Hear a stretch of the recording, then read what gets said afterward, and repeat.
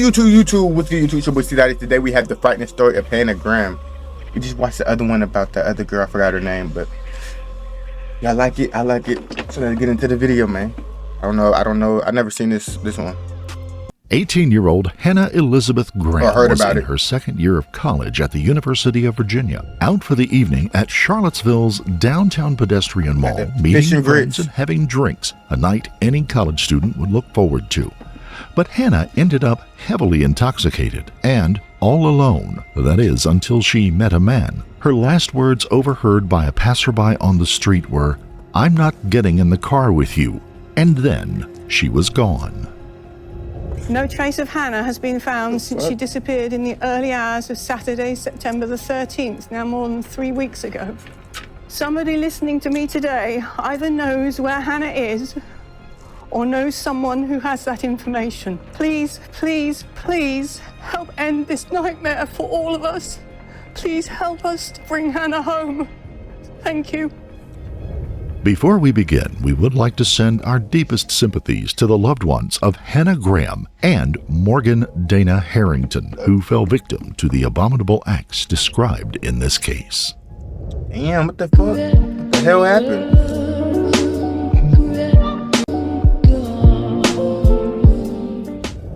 Hannah Graham was born in England, a daughter of John and Sue Graham and the baby sister of James Graham. At the age of 5, the family moved to the United States, where they made their new home in the Stratford Landing area of Fairfax County, Virginia. A charming neighborhood once known as River Farm. The previous landowner was George Well, they would pick anywhere else this shit would not have happened at any different area. Washington. Hannah came from a solid family. She was a happy, bright girl who loved life. Hannah was smart, athletic, musically inclined, and all around a great person bursting with vigor. Until she met Jesse Leroy Matthew Jr. 2 times in a row, it's a black nigga killing a white girl, bro. What the fuck am I, bro? Y'all niggas gotta chill. 2 videos in a row. Then the world would go dark and terrifying. In every photo of Hannah Graham, she's always smiling. From childhood to her teenage years, she was full of life. She emitted positivity and enthusiasm and an energy that would light up a room. To those who knew her, she had the potential to take the world by storm. Hannah had an amazing future ahead of her, if not cut short by an evil that too often inflicts the world with its selfish degradation. On September 12, 2014, at around 9:30 p.m., Hannah left her residence at the Grand Mark apartment complex to meet up with friends. They would then be heading to Charlottesville's Fig restaurant around 10:48 p.m. for drinks. Afterwards, Hannah headed to Camden Plaza Apartments on 14th Street to attend a party. At one point, she said she wasn't feeling well and was going to leave. A friend had offered to walk her home, but she refused. Her own apartment building was within walking distance from the Camden Plaza, but when she left the party around midnight, she went in the opposite direction towards the Tempo restaurant located several blocks away. Hannah was captured on surveillance videos as she walked past businesses on her way to the downtown Charlottesville Mall, where Tempo was located. This would come into play later. It was then technically September the 13th at 12:44 a.m. At 12:56 a.m., she sent a text to one of her friends telling her that she was lost and that she didn't feel well. Hannah was allegedly quite intoxicated at the time she sent the text. Had Hannah gotten turned around? So you getting drunk and have to walk home? Bro, this could have been prevented, but if she would have prevented this, it would have happened to somebody else. So it's like, bro. Or had the alcohol intoxication caused her marked confusion? Be careful when y'all going out, especially when y'all drinking. Earlier that evening, in another area of town, 32-year-old Jesse Matthew, a part-time taxi driver and operating room technician, had headed to the Lazy Parrot for drinks. Bitch-ass nigga, though. He's a full-time bitch-ass nigga. Afterwards, he began bar hopping through downtown, making several rude and unwanted advances towards women. Those same women would later report that Matthew had stepped over the line with them.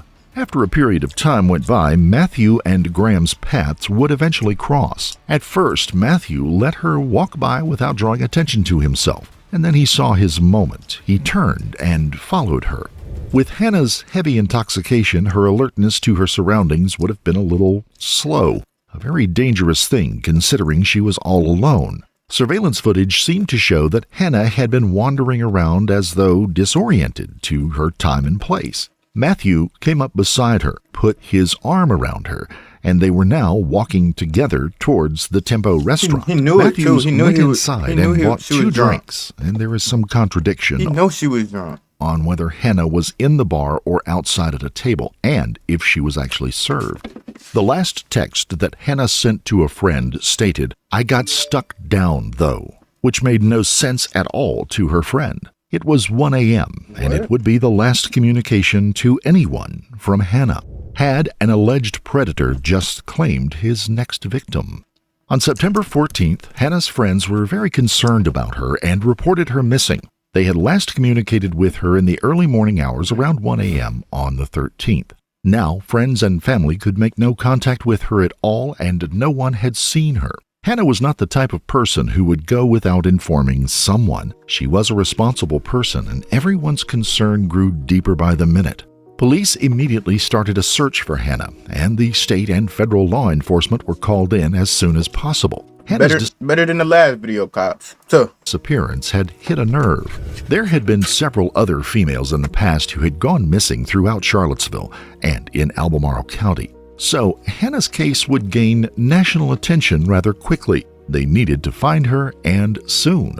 With thorough investigation and collection of surveillance videos around town, law enforcement were able to put together a timeline of Hannah's steps throughout the night up until the last time she was seen and who she was seen with. Hannah Graham, where are you? We want you back where you belong. We love you more than you know, and we cannot wait to see you soon. Sending our infinite love, Lonnie, Katie, and your UVA family. So did you know Hannah? Were you friends with her? Well, Erin, I lived on her floor last year, but I didn't really have a close personal relationship with her, but I knew who she was. How did you feel when you found out that she was missing? It was shocking. This is such a big school, and no one really hears about this type of thing, and it was just really hit home because I actually knew who she was as well, which just really shocked me. Is knowing her the reason that you're here tonight? No, definitely not. I think I would have come no matter what.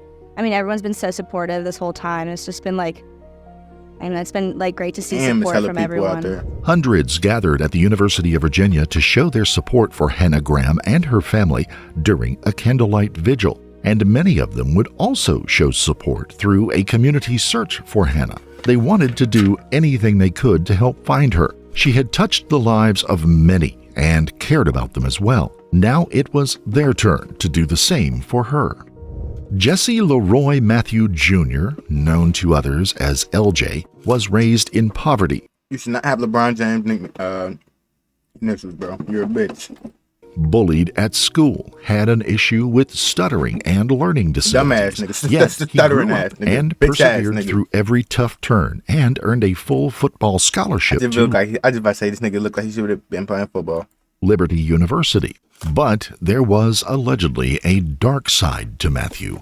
He was accused of rape of a female student in 2002 at the university. He quickly left Liberty and enrolled at Christopher Newport University in 2003. But once again, his dark side loomed. There, he was accused of another sexual assault. The victim was not identified. Horny ass nigga. After he left school for good, freaky ass nigga. He just bounced around from job to job.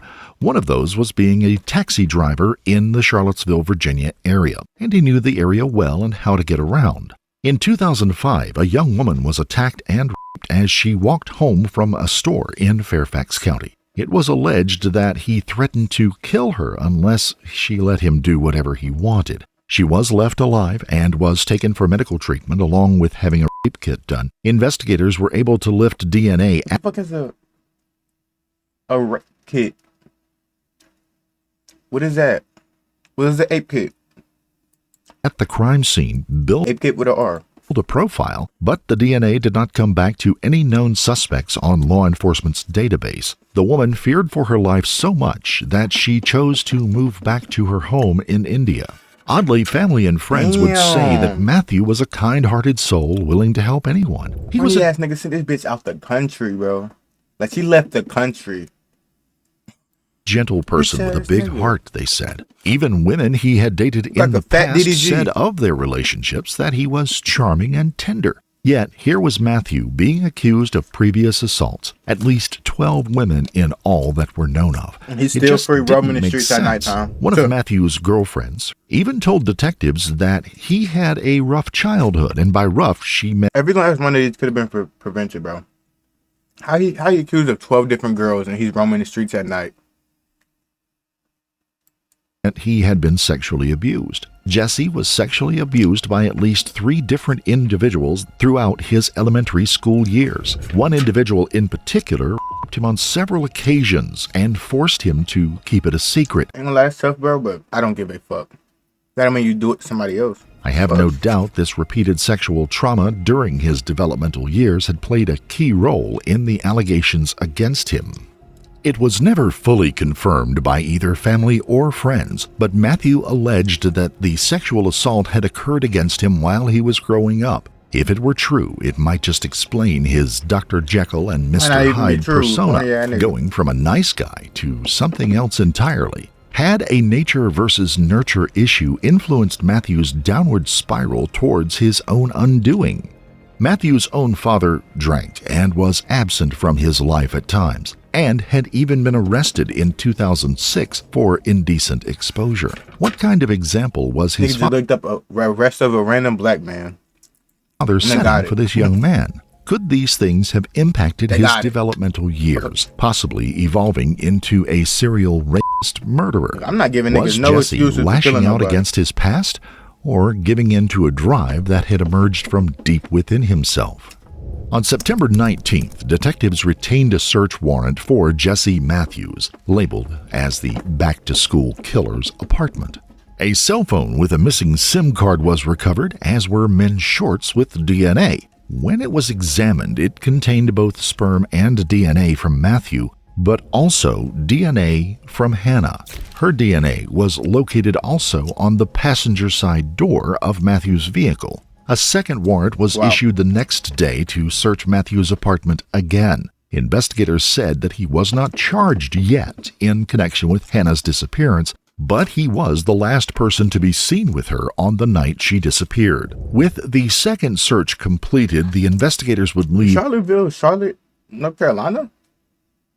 Like, is there like a Charlottesville in North Carolina? with several evidence bags in tow. Some of the items were Matthew's Galaxy phone, bedding, pillows, more clothes, a toothbrush, hair samples, a wallet, a cigar butt, and fibers that they had collected. Weak about you, nigga. With a third search warrant, investigators collected a pair of white shorts and a maroon-colored shirt, along with a towel with a reddish-brown stain on it. Matthew owned an orange Chrysler Seaboard, which was also seized. Investigators called in a bloodhound unit that located Hannah's scent at the rear entrance to Matthew's apartment, the passenger door of his vehicle, and a nearby dumpster. September the 20th, Matthew shows up at the Charlottesville PD asking for a lawyer, but refusing to speak to police about Hannah. It was said that he left the PD, got into a car, and left at a high rate of speed. Investigators in turn tailed him, but he was able to elude them, and a nationwide manhunt went into play. Wait. I know he went on a run, but when? To speak to police about Charlottesville PD asking for a lawyer, but refusing to speak to police about Hannah. It was said that he left the PD, got into a car, and left at a high rate of speed. Investigators in turn tailed him, but he was able to elude them, and a nationwide manhunt. So when he was getting questioned at the PD, he dipped out of there and took and sped off and got away. It was also revealed that Matthew had gotten a new driver's license and also had withdrawn most of his money from the bank. A wanted poster was issued for Matthew, described as a black male in his early 30s with dreadlocks and a goatee. Yo, look what it said. Oh. He got up under here. But it says abduction with the intent. Oh, like kidnap. I mean, like, bro. Oh, yeah, I guess they don't know he killed her yet. So I guess he just kidnapped right now. Under 6 feet tall and over 260 pounds. 32? These 30-year-olds fucking with these little white girls, bro. Fuck. He was last seen wearing a white shirt and black jeans, possibly in the possession of his sister's blue Nissan.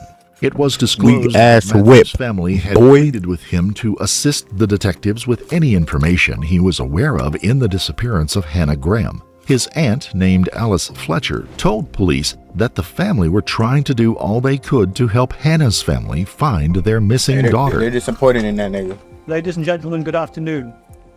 My name is John Graham. Tell me some good news, John. Father. My right here is Sue, Hannah's mother and my wife. As this nightmare for Hannah, for us, Hannah's big brother James, her grandparents, and for Hannah's extended family continues, we would like to make this statement. We have been utterly overwhelmed this week by the generosity spirit of everybody we have met, and many more besides who we've been unable to meet. We understand that over 1,000 volunteers have been out combing Charlottesville looking for our girl, yesterday and today. Similar number of wonderful people are out, today searching. Sue and I were out searching yesterday. So were some of our work colleagues, our friends, our neighbors from our home. Hannah's friends from softball, Hannah's friends from the high school team, and many others. But the effort is much wider. Members of the Charlottesville community have turned out and forced help. Armies of Hannah's university friends have been helping. On September 24th, Matthew was spotted on a Texas beach by the Galveston County Sheriff's Department. With Matthew's own vehicle impounded, he had used his sister's blue 1997 Nissan Sentra and was now staying on the beach in a tent. A passerby had recognized Matthew from the news reports and called 911. He was detained by law enforcement officers and extradition was filed. Charlottesville investigators would head to Texas to pick up Matthew. He was officially listed as a suspect in the disappearance of Hannah, and the reward for leads for the discovery of Hannah was set at $100,000. You know, the reward to find missing Hannah Graham is now up to $100,000, but the man charged with abducting her is now behind bars. We want to show you two key pieces of video from Galveston, Texas, but first take a look at this. This is the new mugshot after being arrested and booked. We know. Dang, they be blasting his mugshots like that. Tuesday, because here he's seen walking into a convenience store. Police say he purchased bug repellent spray. Matthew was taken to the Charlottesville Albemarle Regional Jail, where he would be held without bond. The search for Hannah Graham would continue. On October the 18th, skeletal remains were found at a property off. This is when I want that job to where I can just do what I want to these dumbass niggas like him. Torture these niggas and let them live through it. Go to jail rest of your life after. Jail for the rest of your life is not enough. Nigga, they can get adapted to it. Go get adapted with some scar rooms for the rest of your fucking life, boy. Go get used to it with some trauma in your life, boy. Like you put these families through, bitch. Off of Old Lynchburg Road in Albemarle County, the location was in a densely wooded area behind a vacant residence. Investigators expanded the search area to find the rest of the remains. Today, teams back out searching for more clues. ABC's Bazi Kanani has the latest from Charlottesville. Tonight, police sealing off what is now a crime scene after the discovery of human remains that could be 18-year-old Hannah Graham. The usually emphatic Charlottesville police chief somber, explaining more tests must be done to confirm the identity and technically that's legal, but like, nigga, what are you worried about? Like, it's having the killing rate, bro? The fuck? Searchers. A crop top and jeans that looked like the same ones Hannah had been wearing on the night of her disappearance were found nearby. The top was inside out and the pants had one leg inside out. A watch was also found. What wasn't located were the undergarments, shoes, or a cell phone.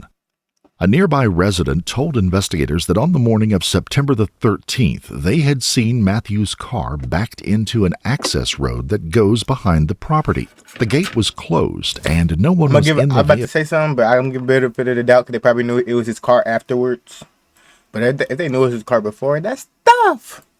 Investigators learned that Matthew was very familiar with this location. By driving a taxi in the area for the last several years, he would know where the remote and hidden areas would be. Wow. The remains were transported to the chief medical examiner, Dr. Kevin Whaley, in Richmond, who in turn performed an autopsy and determined that the death occurred from homicidal violence. The most likely cause of death was strangulation or suffocation. Further studies showed two other things. The first was there had been 2 perimortem, meaning at or near the time of death, nasal fractures. The second was that the victim was definitely that of Hannah Elizabeth Graham. When DNA evidence was collected, investigators were able to connect Matthew to Hannah Graham's murder. But by a forensic link, they were also able to tie him to another murder which had occurred in October of 2009, that of Morgan Dana. 2009? I'm not cops, bro. Like, this nigga killed somebody 4 years ago, and he killed somebody else, and now you want to get him? Too fucking late. Harrington. Her death was supposed to save Hannah's. Morgan was supposed to save Hannah's. In January of 2010, Morgan's remains were found located on a 742-acre property of the Anchorage Farm in Albemarle County, Virginia. The remains were found by the owner of that farm in a remote area of the property. The owner at first thought they were the bones of an animal, but when he got closer, he realized it was human and called the police. Morgan's death was ruled a homicide. In a stunning revelation, the bones of that farm in Albemarle County, Virginia. The remains were in February of 2010. Morgan's remains were found located on a 7 which had occurred in October of 2009, that of Morgan Dana Harrington. In January of 2010, Morgan's remains were found located on a 742-acre property of the Anchorage Farm in Albemarle County, Virginia. The remains were found by the owner of that farm in a remote area of the property. The owner at first thought they were the bones of an animal, but when he got closer, he realized it was human and called the police. Morgan's death was ruled a homicide. In a stunning revelation, the remains of Hannah and Morgan were found just 6 miles apart. Forensic evidence found on Morgan's shirt matched DNA from Matthew. Unexpectedly, it also matched the assault and rape mentioned earlier that had occurred in 2005 in Fairfax, Virginia. 3 women now had been linked by the viciousness of a serial... 3? The cops just found it out! Her death right here was supposed to save these 2 lives right here. Cops failed. How do y'all fail 2 times? He's black with dreads. What more do you want? This should be the jackpot for you. What the fuck? Murderer and rapist. Again, concerning the possibility of Jesse Matthew and his past, how did this person become a serial murderer? The answer lies in the development of the individual. I can't lie, he do look like a fat DDG here. From birth to adulthood. Like a Joshua or something. Specifically, the behavior a person displays is influenced by life experiences as well as certain biological factors. Serial murderers, just like all human beings, are a product of their heredity, their upbringing, and the choices they make throughout their development. February 10th of 2015, Matthew is formally charged with Hannah's murder. The charge would be first-degree murder and abduction of the victim with the intent to defile. Prosecutors would seek the death penalty. Matthew. No, fuck that. Matthew. Fuck the death penalty. You're sentenced to the CDotty penalty. You are to go in that room, sit in that chair. You're gonna get every body part tied down, even your fucking neck. You just have to sit there and deal with the pain that you feel for 3 days straight. Then you go to jail the rest of your life. Nigga, fuck that death penalty.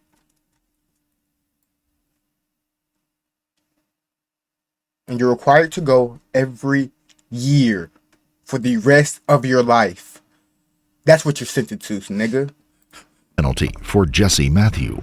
Matthew's defense lawyer submitted a plea deal in exchange for Matthew admitting to the murders of both Hannah Graham and Morgan Harrington. The young women's family met to discuss the plea deal. When they learned of what it would be, they would not accept it. It was only for 25 years in prison for the murders he had committed and the hurt and damage done to the families. On March the 2nd, 2016, Matthew entered another 25 plea. years, nigga. What? Right when he get out, I'm in the fucking back with a sniper, just waiting for this nigga to get out of that jail he's in. Let him give him 25 years. I'm going back, and I'm telling you, 25 years. I'm looking it up on Google. 25 years. I'm being in the back with a sniper to see when he get out. Come on. The exact day. He would confess to the murders of Hannah Graham and Morgan Harrington in exchange for removing the death penalty from the table. Matthew's family asked the judge for leniency. More than 6 years after Virginia Tech student Morgan Harrington was found murdered not far from where we're standing tonight, Jesse Matthew has now confessed to the crime. He also confessed today to killing Hannah Graham more than 5 years later in 2014. Now, by signing that plea agreement to both their murders, both their abductions, he has avoided the death penalty. The trial of Jesse Matthew was just under 3 days due to the plea deal. Matthew was sentenced to life with the conditions of no early release, no possibility of geriatric release, and he would not be eligible for parole. Matthew will be serving 4 life sentences consecutively. He was also indicted for the assault and rape in Fairfax County in 2005. Yo, what's the point of the 4 life sentences? Just to make it sound worse? Like, bro, he got 1 fucking life. Just say the rest of your life until you die. That simple. They be doing the most. Today, Jesse Matthew Jr. pled guilty. But if he get revived, you gonna just of Hannah Graham. Do life again? Guilty like, to the abduction with intent to defile Hannah Graham. Guilty to the first-degree murder of Morgan Harrington, and guilty to the abduction with intent to defile Morgan Harrington. Matthew will serve the maximum penalty for each of these offenses, 4 additional consecutive life terms. That's why. He has waived his right to appeal or withdraw his plea. Fuck that. And waived any right to petition for early release, CDotty penalty, conditional release, geriatric release, or any type of parole. In exchange, the Commonwealth null pros a capital murder charge against him. However, the Commonwealth reserves the right to re-indict this charge. They do right here hurt, boy. Look at him. Should the terms of this plea be violated. This agreement serves the interests of justice. The fuck? It ensures public safety and offender accountability with the plea of guilty, 4 consecutive life terms, and the elimination of any possibility of release. It serves the interests of justice by providing a joint resolution consistent with the wishes of the Graham and Harrington families that avoids the additional re-victimization associated with highly public trials. When Judge David Schell handed down the sentencing, he made a direct point of the fact of Matthew's attacks on his victims being so brutal and acted out with such horrific viciousness. After sentencing, Matthew's mother screamed and had to be removed from the courtroom. Matthew himself had listened intently throughout. You screamed? The fuck do you expect? Your nigga's a fucking... He deserved the CDotty penalty. You lucky he didn't get that. The trial, spoke softly to his attorney, and showed little emotion from the beginning of the trial to sentencing. He also requested his attorney apologize to the families of the victims for him. Matthew wanted them to know that he was terribly sorry for everything he had done and the pain he had put them through. I'd like to make it very clear that Mr. Tracy did consult us as the plea agreement was negotiated, and the agreement concluded today has our full support. Our overriding priority was that Matthew will never be able again to inflict his depravity on young women. The agreement meets this objective, which we regard as a public safety imperative. Matthew's deeds show that he is far too dangerous ever to be allowed to be free. The agreement also spares Hannah's friends who would have been witnesses, the community, our family, and us, the re-traumatization that a 4-week trial would have brought. The finality and accountability that has been achieved today with this plea agreement will allow our family to redirect energy into healing and recovery. Both are areas that we have neglected during our quest for justice for Morgan. It has been a very long journey to this point. Nothing can replace a child, not words of sympathy, not offers of an embrace, not apologies from the accused, but there may be some closure to this story and healing for the families and friends that loved these young women and still do. Hannah Graham's parents, John and Sue, are asking lawmakers to expand the state's DNA database. In 2010, Matthew was arrested for trespassing. He was convicted, but the crime was not considered serious enough to acquire his DNA. The Grahams want a study that would expand the number of misdemeanor crimes that would require DNA from an individual. If said individual commits another crime, the database would respond with a hit on the name and authorities would be alerted and aimed at apprehending the perpetrator. If such a law was previously in play when Matthew was arrested in 2010, Hannah's parents believe that their daughter and Matthew would never have crossed paths, and Hannah would still be here. They're testifying before the State Crime Commission, pushing for enhanced DNA collection in the Commonwealth from people convicted of certain misdemeanor crimes. Doing the utmost possible to remove dangerous sex offenders and murderers from the streets of this country is a very basic part of protection of the people. Jesse Matthew was convicted of murdering Hannah Graham in 2014. 4 years beforehand, he was convicted of a misdemeanor. Hannah's parents say if the change was in place, she would still be alive. Jesse Matthews' DNA being taken on his conviction for criminal trespass, then he would have been in jail where he rightly belonged. He wouldn't have been roaming the streets of Charlottesville looking for the victims, and Hannah would still be alive. Hannah's friends, family, and the University of Virginia funded several initiatives in her honor, including scholarships and a memorial softball tournament in her name.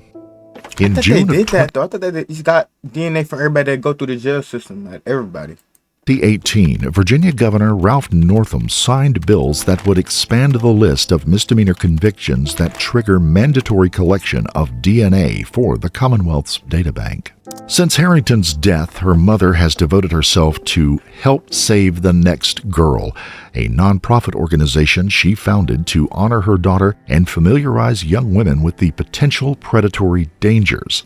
Morgan's family also funded a scholarship at Virginia Tech and a school in Africa, both in Morgan's honor. They also fund a nonprofit called Save the Next Girl. In December of 2020, Matthew was moved from Sussex State Prison to Richmond Hospital under tight law enforcement presence. He has been diagnosed with stage 4 colon cancer. The man responsible for the murder of 2 Virginia college students has been transferred from Sussex One State Prison to a hospital here in Richmond. Fuck that hospital. Back in 2016, not the hospital, bro. Fuck that. Let this nigga rot. Jr. confessed to the murders of Virginia Tech student Morgan Harrington and University of Virginia student Hannah Graham. In May 2019, he revealed to our Laura French he had been diagnosed with stage 4 colon cancer. At this time, we know that Matthew has been transferred to the MCV Hospital Security Care. Why are they telling everybody we don't give a fuck? In custody of the Virginia Department of Corrections. We do not know the reason he was sent to the hospital, but we're going to continue to bring you updates on this developing story as we learn. If he didn't get jumped or some shit, stabbed, we don't care. Bill Harrington, Morgan's mother, said, "We are not invested in retribution. Though I do appreciate updates on the status of Jesse Matthew, we are not interested in learning about his inevitable demise. Thank you. We are not invested in retribution. That's what I'm saying. What we wanted was to have Jesse Matthew, the back-to-school killer, stopped. This has been accomplished. His horrific crime spree is over." As of December 2022, Jesse Matthew was still alive. No further information on his health is available at this time. Concerning Matthew and his horrific acts, society often wonders how such depravity can occur. A serial murderer can blend directly into their own community, hold jobs, and function as any normal individual would. They choose the time when they put their crimes into play. Then they have a cooling off period and return to their normal everyday lives. They know how to gain the trust of their victim and lull them into a false sense of security. Then, this random ass black nigga to play this. At just the right moment, they strike. This is a timeline compiled of Jesse Matthews' criminal history.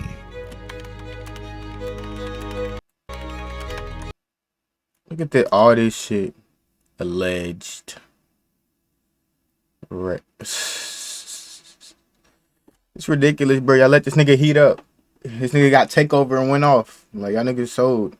The cops sold this girl, bro. The cops sold.